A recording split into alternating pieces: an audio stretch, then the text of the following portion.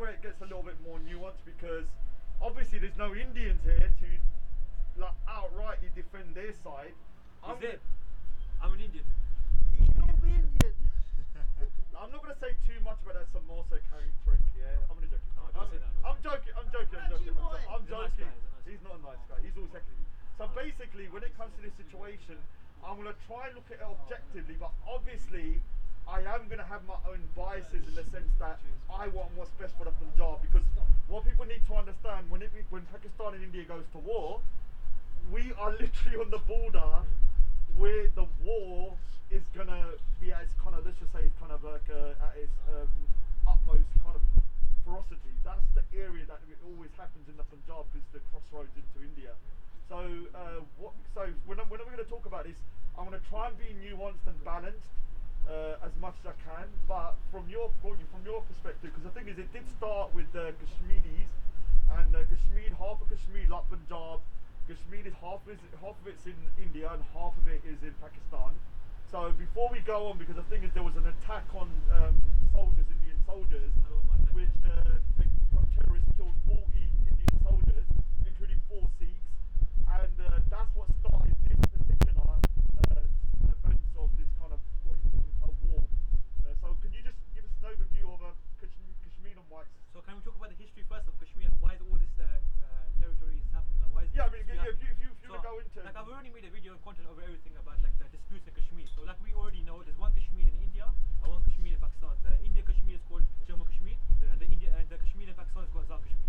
So in 1947, like we on the partition, like the Muslim majority states were meant to join Pakistan, and the Hindu majority states were meant to join India. So in Jammu Kashmir, the ruler at that time, his name was Maharaja Hari Singh. He was not a Sikh, he was a Hindu ruler, and he wanted to join. And essentially, he wanted his own country. However, the people in the local population of Jammu Kashmir, what they wanted was to join Pakistan. Reasonably, why? Because of course there's a majority Muslim population, and they wanted to join Pakistan, of course, the Muslim country. And however, the Maharaja Hari Singh, he declined. He goes, no, I don't want to join Pakistan. I want to have my own country. But if they're not going to let me have my own country, I'd rather join India, because of course he's a Hindu ruler. And the people at the local population, they had a rebellion. They were like, no, we're going to join Pakistan. We're going to try our best to join Pakistan. And that's exactly what happened. So the Pashtun forces from Khyber Pakhtunkhwa, they came to Kashmir and they fought the people at that time. And of course, at that time, what happened was that some small portion of Kashmir, which is modern day Azad Kashmir right now, they had some freedom. However, at the same time, Maharaja Hari Singh, he went to India and he goes, listen, I need some help, I need some support. And the Indian government goes, no, we're not going to help you until you decide to join with us. And then Maharaja Hari Singh eventually agreed. He's like, yes, I will join your country. And then the Indian military, they came to Kashmir and they occupied it, and then of course they could control Jammu Kashmir. And ever since the day, there's been like there's been a lot of problems going on there due to the fact that, of course, Muslim majority state, and they're not happy with the Hindu ruler, so they want to join Pakistan. But unfortunately, till this day, there's been violence going on because, of course, they're rebellion. Right? Can I ask you, do they want to join Pakistan or do they want their own independent Okay, country? I have to be honest with you. I'm a Kashmiri myself, by the way. Yeah. Oh, you are Kashmiri, alright. Cool. My mom's from Bhutan. Yeah. So they wanted to join Pakistan. Of course, that's the only option they had. Yeah. But recently, there have been some movements that saying they want Kashmiri as their own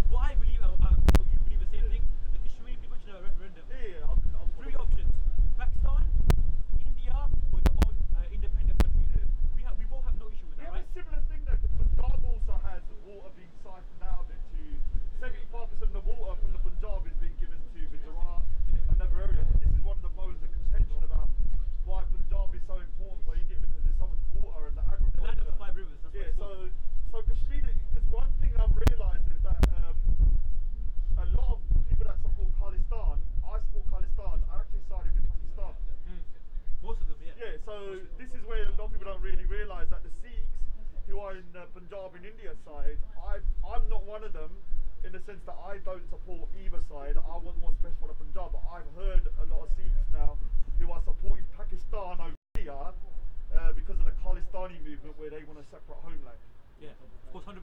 And the same, and also we can add is like Imran Khan, like after the new government that we established, that Imran Khan, he allowed the Sikhs to come pilgrimage without any visa requirements, and he opened the border just for the Sikhs. The Kartarpur corridor. Yeah, exactly. That's going to be put on hold on anyway. So remember at the first you were like, you know, putting a lot of violations to Imran Khan because of the blasphemy laws, but at the same time you have to be just like Imran Khan. Alright, let me just clarify something, because one of the reasons why me and him and Big Ards and them, like, the reason why Big Ards done his Benny Hill skit chasing me around the park all those months ago was because I started calling out Pakistan. Now, I'd never really said that the Sikhs have been treated badly in Pakistan. I think that out of all the minorities, the Sikhs are probably treated the best. Better than the Ahmadiyas, by the way. Yeah. So, but I was talking about the whole situation, not necessarily the Sikhs. So a lot of people got this misconstrued that I was criticising Pakistanis for the way they were treating Sikhs. That wasn't my case. Alright, cool. So we don't want to go into that because obviously that was the reason why we had our issues and I had my issues with Big Ards and stuff. But when it comes to the Kashmiri situation now, then and the war, that's because this terrorist attack happened around 2 weeks ago, and then you had Pakistan, India. Obviously they're going to retaliate, and then just recently, around a week ago, they went into Pakistan. Yeah, let's talk about that now. Let's talk about recent political tensions between Pakistan and India. So what happened was like Jaish-e-Mohammed, which India claims is a Pakistani militant group, which the Pakistani government declines, like we don't believe that. We don't believe.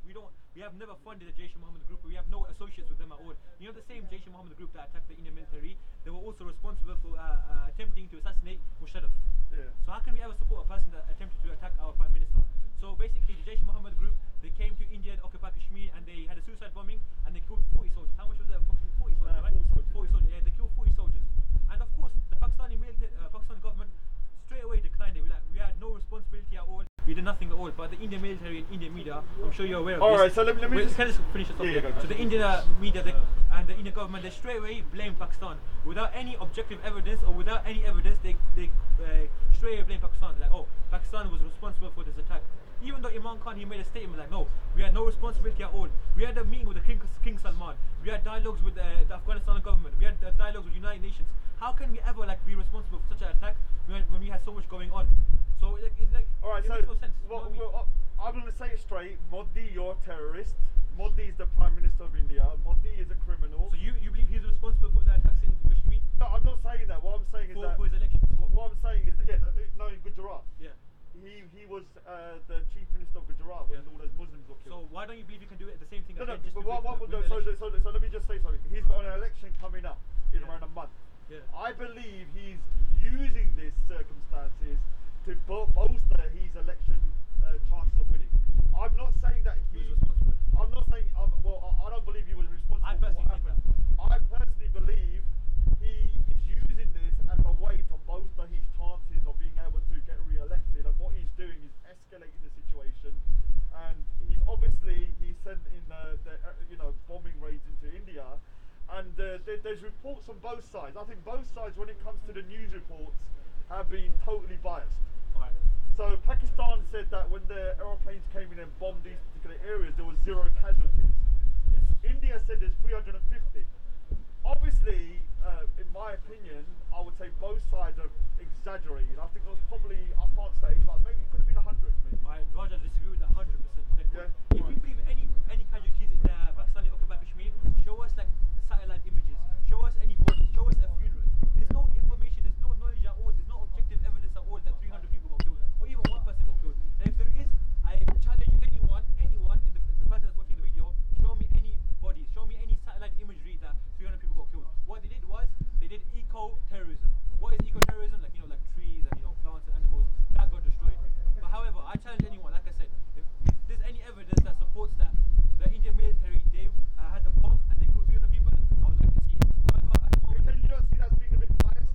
how is it being biased? Like I said, I Because want to see evidence. No, but you give an objective. but can you not see that your government as well, the Pakistan government, isn't the most trustworthy or stable government themselves? Could they not The be previous governments, I believe that. At the moment, I really like Imran Khan. No offense, Imran Khan, although he's Prime Minister or President of Pakistan, the military generals are still pretty much the guys that run the show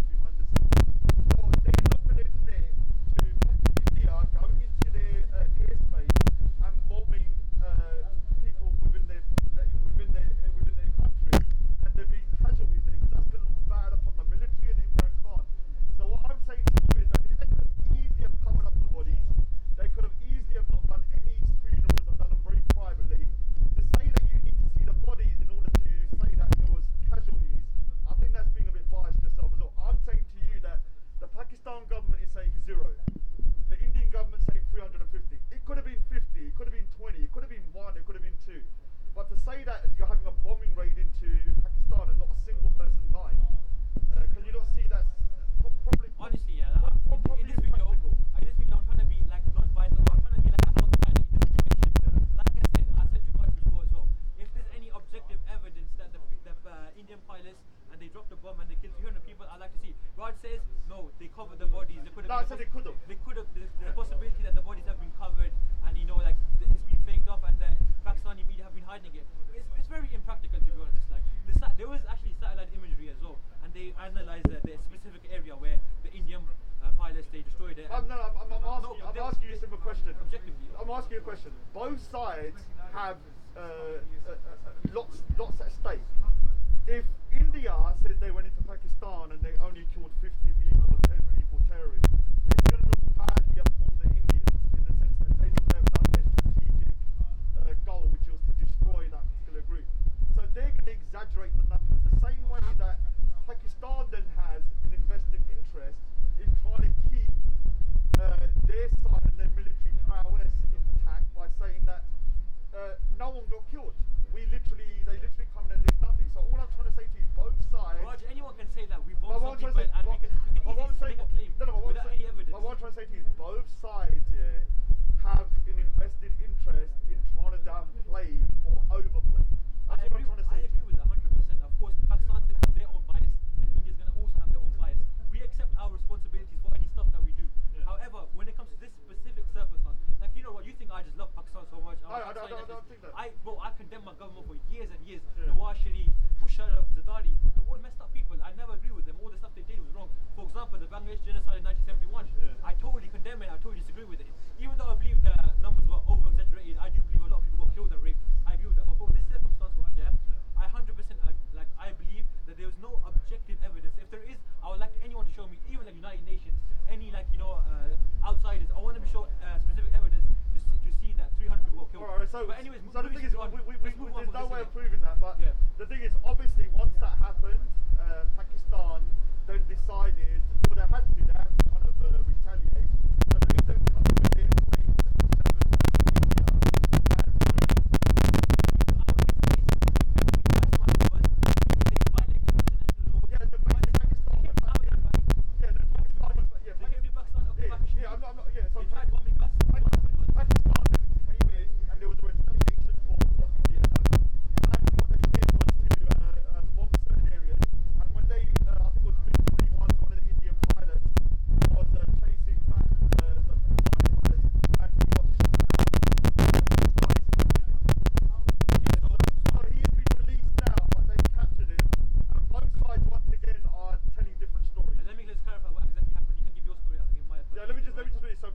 So basically, from what I've seen is that one F-16 was shot down, which is a Pakistani side, and one MiG-21, which is an Indian aeroplane, and maybe another one was shot down.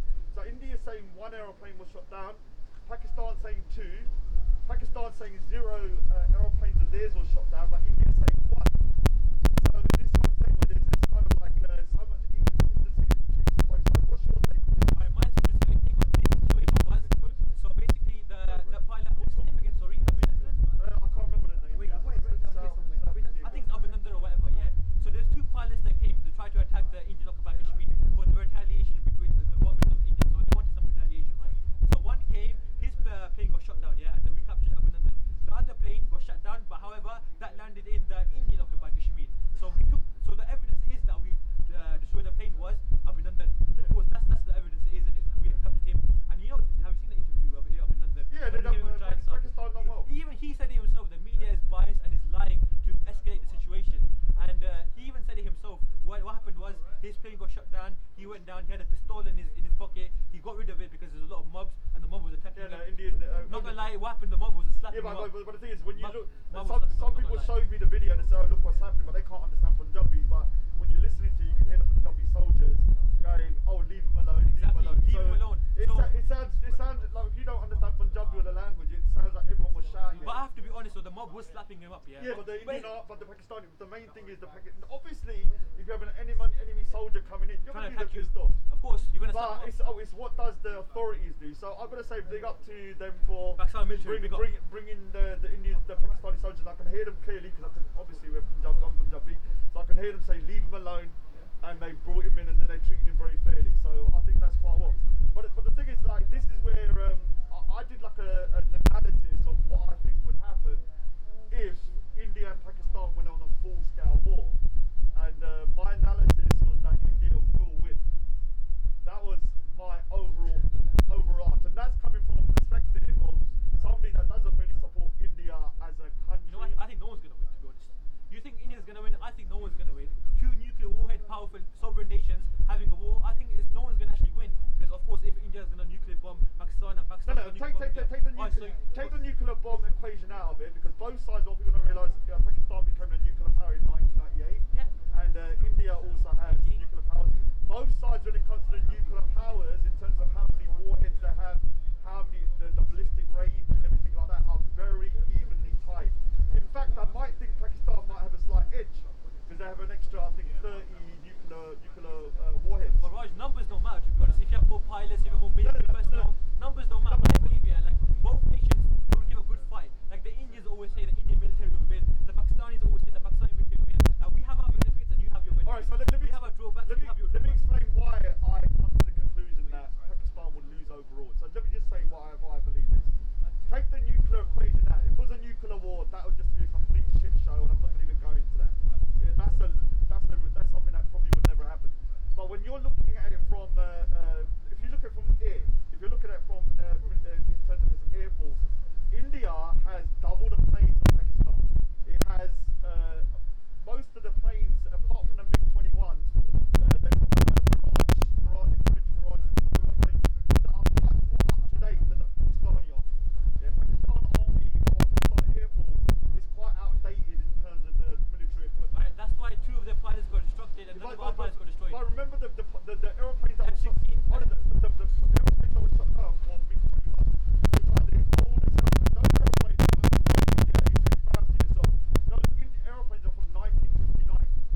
They're old, but when you're looking at they've got a MiG-30 or a MiG-29 or something, these are much more up-to-date aeroplanes and the Mirages and stuff as well. So they're using outdated aeroplanes for the skirmish. When it comes to air, they can definitely outpower the Pakistani army.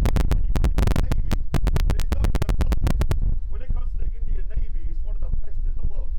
So in terms of Navy-wise, they would lose. So if you're looking at air, sea, and when it comes to ground troops, obviously that's a bit more even. Yeah, India has like 1.5 million army, 1.5 million in terms of the army. Pakistan has like 500,000. Now, before I go on, I'm not disrespecting the Indian army, but when you're looking at the bulk of what you call the most highly decorated regiments and the hardened regiments, they're from North India. The Punjab regiments and the Sikh regiments that are in India are some of the most highest decorated regiments in the whole of India. And when it was 1971 war against Pakistan, it was the Sikh regiments that pretty much demolished the Pakistani army. So when you're looking at Punjab being on the border, if you have to go, Pakistan has to go by ground forces into India, that will be it'll be a bloodbath. But I personally think the Indian army would outperform them overall. Right, can I get one robot? So So basically, when you're talking about air, sea, and ground force, they would win. Alright, cool. So I just want to give my robot. You spoke for a long time. Here you Don't go, mind go, if here you go, go. So like not Raj is talking about numbers, he's talking about like intelligence, and he's talking about the pilots and military personnel. However, like we already know, the Indian military, like the biggest arm dealers, it's Israel, by the way. India has spent 530 million to get military defense and ammunition from the Israel military, 530 million, and we get our ammunition from China, of course. You know that. So like he basically saying that he has more military personnel. His pilots are more, not his pilots, but like his warcraft is more advanced. So therefore he will win. However, we also have our advantages as well. We have some aircraft that India does not have. We have some ships that India does not have. We have more helicopters. Yeah, of course. So we have some intelligence agency which is the best in the world, ISI. Sure, you must have heard of ISI. But Bin Laden was in his backyard though, so they can't be that good. Forget about Bin Laden, man. So a lot of He people was believe- hiding in Pakistan. a lot of people for believe it's a God knows conspiracy how theory anyway. So our ISI is one of the best in the world. So Sorry about that, I look, had to give it a so dig. his army, his military has advantages. However, at the same time, our army has advantages which Raj has not mentioned. So because of this, it could be a very tight war. However,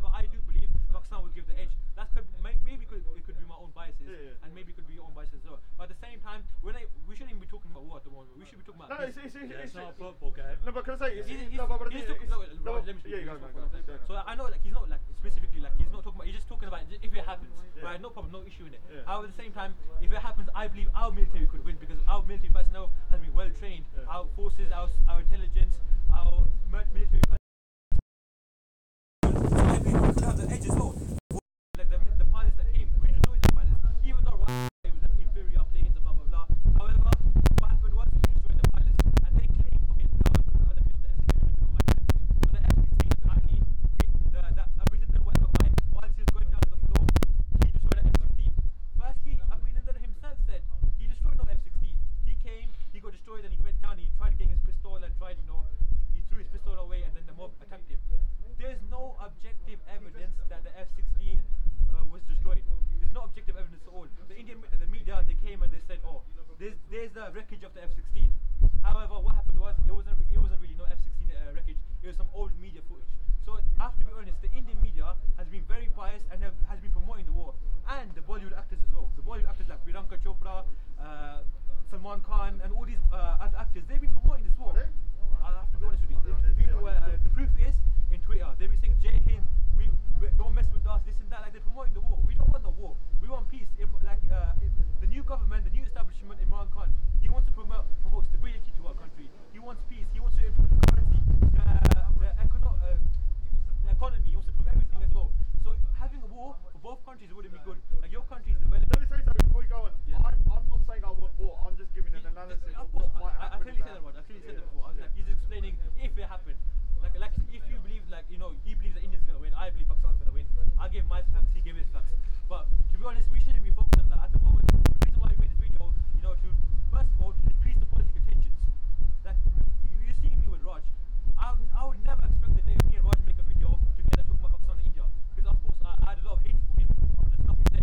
But out of peace, out of stability, I want to have a common resolution with the Indians. I want to be friends with the Indians. I want have a good solution with them and have peace and promote peace. I'm probably not the best, but we should have. It would have been nice to have somebody who's pro-Indian. But obviously, I'm not pro-Indian. I'm pro-Punjabi, and if I feel like India winning would be beneficial for Punjab, I'm going to support India. That's the problem then, innit? Because Raj is a pro-Punjabi. He's not a pro-Indian. So he only cares about Punjab. He doesn't care about South India. He doesn't care about Gujarat. He just cares about Punjab. This is why the Khalistanis, some Khalistanis believe that Pakistan would be beneficial for the Punjab. I don't think that. So we have some Sikhs on the Punjab in India side that are supporting Pakistan, and they're only supporting it because they think it would be beneficial for independence of Punjab. And the same with me. I personally believe it would be more beneficial for Sikhs on the Punjab state in India. Let me say one of the reasons why India would probably win any military. Let's say we escalated military. Right now, it's just skirmishes. In terms of Pakistan, it has two things that are going to be detrimental to Pakistan if it goes to war, which is nothing to do with the military in the sense of its military prowess. Firstly, it only has 8 billion in the reserve. 8 billion for a country is very low. India has half a trillion. Yeah, half a trillion. Half a trillion, yeah, nearly 500 billion. So when you're waging a war, one of the things that you need is finance. You can't do it where you can't pay your soldiers with candy bars. You've got to be able to finance your war, so they'll have to start borrowing in order to finance the war. Secondly, whether you like it or not, in terms of stability, India has been an independent country since 1947 and has had a stable democratic government from what I know. Stable. Not after all the massacres. No, we're not talking about individual states. We're talking about the central government of Delhi. When you're talking about a government from 1947 until today, there has been democratic elections every 3, 4 to 5, whatever years, and whether they were corrupt or not is not the point. It's still stable. Pakistan, on the other hand, has been through, I think, 4 to 5 military coups since its inception. I agree with that. So when you're looking at what country is more militarily more powerful, no doubt India. When you're looking at economically more powerful, India is going to be the 5th largest economy in the world soon, or number 4. When you're looking at in terms of stability, in terms of a country, Pakistan is much more unstable. There could be a point that if the war escalates and they start losing, Imran Khan would be easily ousted as president, and the military would take Pakistani myself, I don't really see that happening. Even though Raj has his opinions, some of the stuff I agree with, some of the stuff I disagree with. Firstly, like we know Pakistan, when the country was formed, it was owed a lot of money from the Indian government, not the Indian government, but the British establishment. So there's like $1 trillion of rupees that was owed to us in order to finance our new country, and that money was not given for us. So we basically started new. Your country has already had like the money, the wealth, the economy, they had everything. Our country started new. So maybe this could be the reason why we lost some of the wars, alright? And secondly, Raju, what were you talking about again? No, we're talking about this. It's reserves. Alright, cool. Reserves. So we are Muslims, alright? So we don't care. We don't fight for money. We don't fight for anything. We fight for our motherland.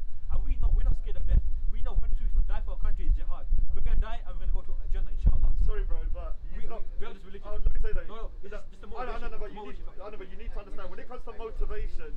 There's one people on the border, the Sikhs, that have just as much motivation as you, which is why you're not going to get through. I believe the Muslims have the most motivation out of all. Dude. Why? Because we know we're gonna go Jannah, inshallah. That's why we run. We don't care. No, that's not even the point. And no, we're getting a bit silly. I agree. And Raj is talking about stability of India. Yeah, I believe no. India was not stable, has stability for a long time. One, the Gujarat massacre, and secondly, the biggest fact I can give you is Jammu Kashmir. What's been going on in Jammu Kashmir has been happening for decades. The military personnel, you know, Jammu Kashmir is the most militarized zone in the world. 700,000 military personnel is in Jammu Kashmir right now, and they have been responsible for so many rapes. What do you call it? Doctors Without Borders, which is an international medical humanitarian organization, have stated that Kashmiri people are the worst sufferers of sexual violence in the world. I'm just trying to. Jammu Kashmir is part of Kashmir, right? Yeah, I know it's administrated Kashmir, but it's administrated by India, but it's still part of India, right? So even though it should not be, my personal opinion, but like there's so many instability that's going on in India for so long, before the massacre of the Sikhs, the Gujarat, the Kashmiri people. So our people, you know, recently the Khyber Pakhtunkhwa, the Pathan people, they were willing to go to the border, the line of control, and fight for the Pakistani military for free. No money, no nothing at all, no guns. They were willing to fight. Why?